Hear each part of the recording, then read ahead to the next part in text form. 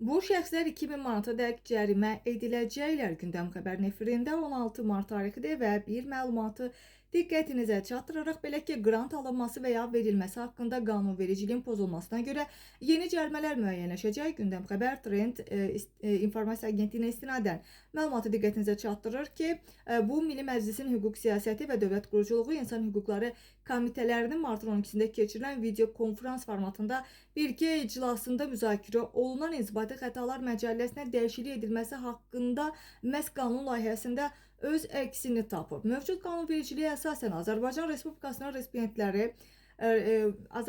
resipiyentləri yaxud banklar və digər ödəniş xidmətləri təchizatçıları tərəfindən qrant haqqında qanunla müəyyən olunmuş qaydada, yəni müəyyən olunmadığı halda qrant verilmiş olarsa, bank əməliyyatlarının və hər hansı bir digər əməliyyatların aparılmasına görə məhz vəzifəli şəxslər 2500 manatdan 5000 manata dək məbləğdə, hüquqi şəxslər isə 5000 manatdan 8000 manata dək məbləğdə cərimə ediləcəklər. Qanun layihəsinə əsasən eyni əmələ görə fiziki şəxslər isə 1000 manatdan 2000 manata dək məbləğdə cərimə olunma ehtimalları var.